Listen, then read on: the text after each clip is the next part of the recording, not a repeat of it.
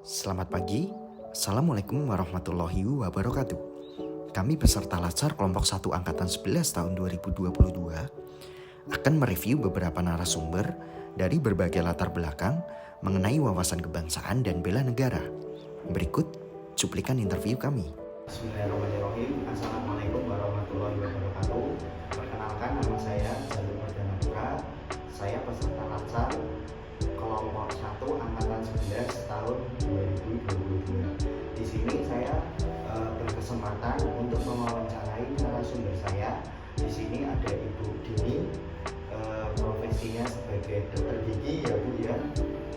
Jadi akan mewawancara sedikit tentang wawasan kebangsaan dan bela negara. Bu Dini, ini ada satu pertanyaan Ibu yang ingin saya tanyakan.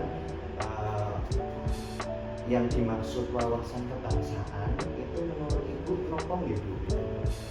Kalau untuk wawasan kebangsaan itu sendiri sih masih lupa ya. Wawasan itu sebenarnya sih cara pandang kita terhadap bangsa kebangsaan itu, maksudnya bangsa Indonesia, kita tanah air. Jadi menurut Bu Dini, wawasan kebangsaan itu cara pandang dan cinta terhadap tanah air, seperti itu Ibu ya. Untuk yang kedua Bu, ini terkait bela negara. Yang Ibu ketahui tentang bela negara itu apa ya Bu kira-kira? Untuk bela negara itu sendiri lebih ke sikap ya Mas ya. Sikap tergantung kita, tergantung profesi masing-masing, bisa dari dokter atau misal dari TNI, Polri. Sikap kita untuk ikut serta dalam melakukan bela negara ini, maksudnya ikut serta dalam ambil alih gitu lah, untuk menjaga negara kita. Oke, jadi kalau yang saya tangkap dari penjelasan Ibu Dini, bela negara itu terkait dengan sikap, namun tergantung dengan profesinya masing-masing ya. Bisa sebagai dokter, sebagai TNI, sebagai Polri, dan sebagai profesi yang lainnya. Nah, ini untuk pertanyaan yang terakhir ya Bu, ya mohon maaf, untuk yang sikap bela negara sendiri, implementasi terhadap profesinya Ibu mungkin bisa dicontohkan Bu, monggo. Kalau untuk implementasinya terutama di profesi saya ya Mas ya, saya salah satunya ya saya kasih contoh kayak gini. Apabila kita mengobati orang yang sakit, kita juga termasuk kita untuk membela negara, menyembuhkan orang yang sakit. Terus contohnya lagi, karena masih pandemi COVID seperti ini, ya kita sama-sama memakai masker untuk menjaga diri, menjaga lingkungan agar tidak terjadi virus COVID. Terima kasih ya Ibu ya untuk waktunya. Jadi penting sekali ya teman-teman untuk mengimplementasikan di dalam diri kita, paham betul tentang apa itu wawasan kebangsaan dan sikap bela negara harus kita amalkan di dalam profesi kita. Semoga kedepannya kita semua dapat menjadi ASN yang berakhlak. Terima kasih untuk Ibu Dini untuk persediaan waktunya. Sudah saya bersedia untuk saya wawancara. Terima kasih juga untuk teman-teman. Mungkin cukup sekian podcast ataupun interview saya dengan Dr. Dini. Wassalamualaikum warahmatullahi wabarakatuh.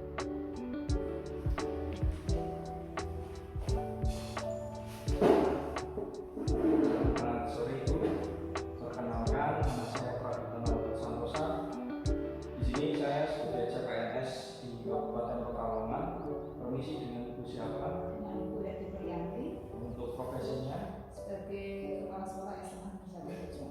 Ya, di sini permisi Ibu. Di sini saya akan sedikit ada beberapa pertanyaan. Salah satunya mengenai wawasan kebangsaan dan bela negara. Di sini apakah Ibu pernah mendengar wawasan kebangsaan dan bela negara itu sendiri?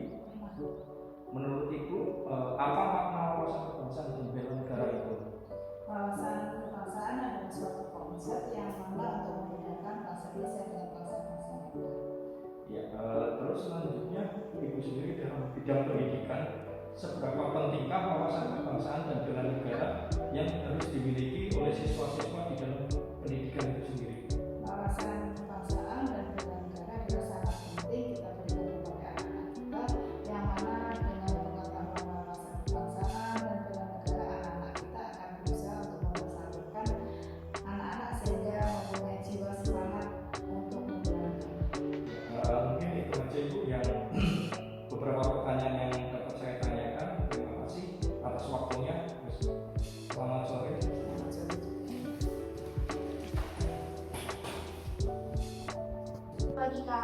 pagi. Di sini saya bersama Mas Ardi Pramono. Beliau ini usia 30 tahun, saat ini berdiri sebagai wirausaha.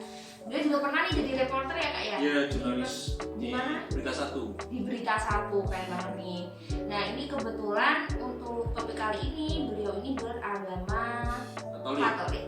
Jadi kita ingin mencari tahu nih, gimana sih wawasan kebangsaan, bela negara, dan isu-isu yang perlu kita ketahui dari pandangan Mas Ardi Pramono. Oke, yang pertama nih, menurut Mas Ardi, apa sih wawasan kebangsaan itu? Ya, wawasan kebangsaan itu sebenarnya satu cabang ilmu yang menurut saya di Indonesia ini, dimana kita tuh mempelajari seluk-beluk bangsa kita ya. Negara kita ini ya, mulai dari berdirinya negara, terus dasar negara, kemudian juga etika-etika yang ada di sini di negara ini, dan banyak hal lainnya ya yang terkait dengan kenegaraan ya. Wawasan kebangsaan ini sedikit banyak mirip dengan pendidikan kewarganegaraan. Cuman bedanya kalau wawasan kebangsaan ini saya lihat memang cakupannya lebih luas. Kita belajar sejarah, ideologi bangsa dan sebagainya. Itu kalau menurut saya wawasan kebangsaan seperti itu sih. Penting nggak sih setiap orang itu belajar tentang wawasan kebangsaan? Penting sih, menurut saya penting ya, karena kita kan warga negara Indonesia.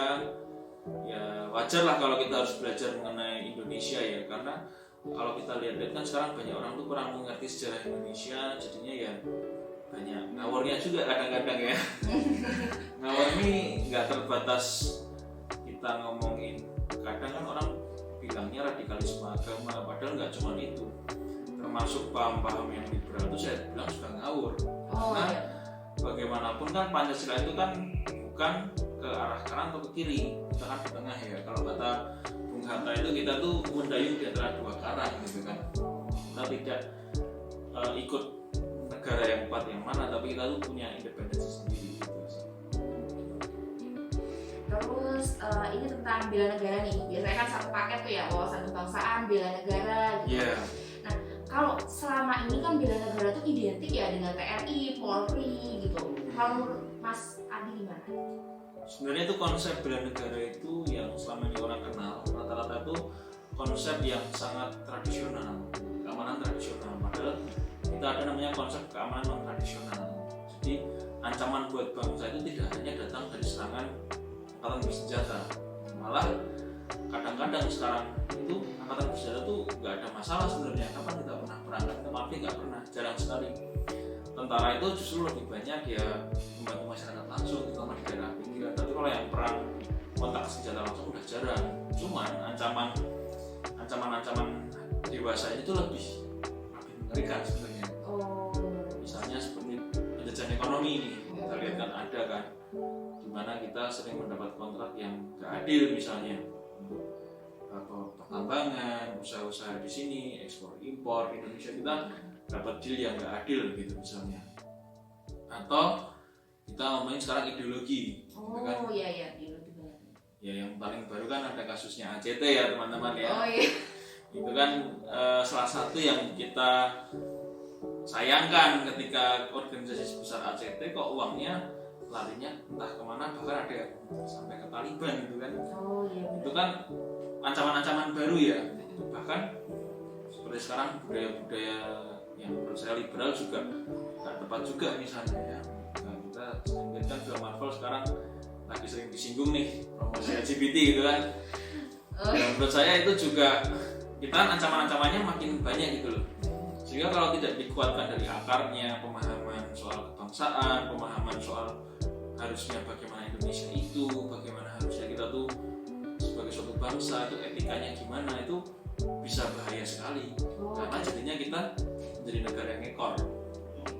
Jadi memang setiap orang itu harus tahu wawasan kebangsaan, harus punya sikap bela negara juga ya? Iya, bahkan seorang dokter pun itu bela negara loh. Coba bayangin kalau dokter-dokter ini cuek gitu kan, ada COVID terus di rumah aja.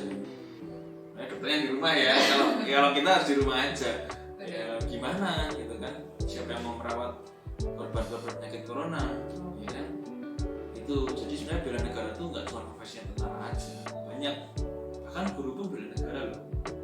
Coba bayangin kalau masyarakat Indonesia itu nggak terdidik gitu kan, gampang dibohongi, gampang dibodohi, jadi tenaga yang unskilled gitu kan, ya akhirnya juga hasilnya ke depannya. Oke, berarti emang semua orang tuh sebenarnya bisa nih bela negara dengan caranya masing-masing gitu ya.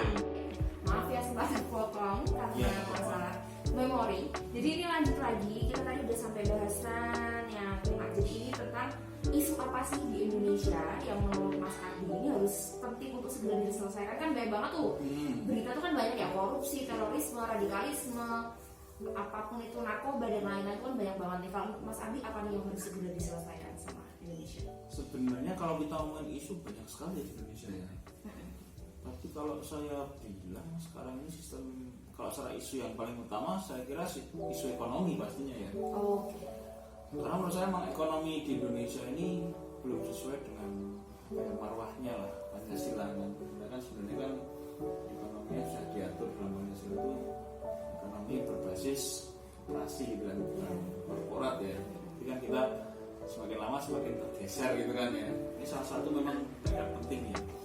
Soal sistem ekonomi yang kooperasi itu maksudnya gimana sih? Jadi kalau di luar negeri di Eropa itu pegawai pun itu memiliki saham di perusahaan gitu ya. Jadi katakanlah pemilik saham itu ya punya sahamnya cukup besar, tapi si pegawai-pegawainya itu dia bisa membeli saham. Kalau kita kayak di Eropa itu ada klub Eropa itu namanya sistem sosios. Jadi misalnya ada klub sepak bola ini Barcelona itu yang punya ya sosiosnya bukan untuk orang. Kalau di Indonesia ini justru arahnya kan korporat itu kepemilikan modal aja tuh ke beberapa orang aja. Itu satu sistem ekonomi yang menurut saya harus dirubah gitu kan. Kalau enggak ya susah untuk punya kesetaraan itu susah gitu. Selain itu ya kalau kita bilang isu intoleransi ya sebenarnya gini lagi, karena kalau kita pegangannya Pancasila sebenarnya intoleransi itu nggak ada, seharusnya nggak ada. Tapi kalau kita ini kemasukan ideologi lain, saya bilang tadi ada yang mungkin kita punya radikalisme agama, betul ada mungkin, tapi ada juga yang sangat liberal. Ini kan jadi nggak sesuai dengan Pancasila kan. Yang sumber konfliknya di sini nih, ya kan? Kita lihat kemarin ada contohnya grup diskotik ya kalau nggak salah ya, Holy Wings itu kan dia bilang kok sampai hati saya bilang kan mikir kayak gitu. Menurut saya tuh kalau nggak dari pikirannya orang yang, kalau pikirannya orang yang Pancasilais tahu etika Indonesia nggak akan kepikiran seperti itu. Tapi karena sudah kemasukan budaya liberal mungkin ya itu susah. Dan liberalisme itu kita bilang di luar negeri juga nggak berhasil amat. Contoh kita lihat di Amerika aja kan, atau di apa namanya di Prancis gitu kan, budaya liberal, kamu boleh ngomong apa aja, kamu bebas ngatain orang apa aja kan, ending-endingnya rasisme, konflik ras, diskriminasi, perang kan. Jadi ya memang nggak bisa seperti itu gitu kan, kebebasan kita dibatasi kebebasan orang lain. Itu isu-isu yang menurut saya perlu terus di Indonesia, termasuk korupsi itu. Korupsi itu kan juga balik ke ekonomi lagi kan. Bagaimana rakyat bisa percaya kalau setiap minggu ada aja berita orang kena kasus korupsi? Ini juga hubungan pemerintah sama rakyat jadi kurang baik. Ini susah kalau kita mau punya program seperti apapun, selama kepercayaannya nggak terbangun ya susah. Menarik sekali juga reporternya keluar sih kalau ini. banyak banget materi yang kita dapat hari ini. Oke, mungkin itu sih sebenarnya Kak. Ini memang waktunya nggak lama, tapi kita banyak banget materi yang kita dapat dari Mas Ardi ya. Yang pertama memang wawasan kebangsaan itu harus semua orang nih belajar nih wawasan kebangsaan. Terus harus punya jiwa bela negara juga. Terus banyak isu-isu itu macam-macam nih di Indonesia. Malah ada isu ekonomi, isu intoleransi dan macam-macam. Tapi yang perlu ditekankan adalah Pancasila. Jadi kalau memang udah dasarnya Pancasila ya udah akan jalan dengan bagus. Itu lebih baik kalau kita hanya cuman kan ya Pancasilanya kan ada yang versi lain.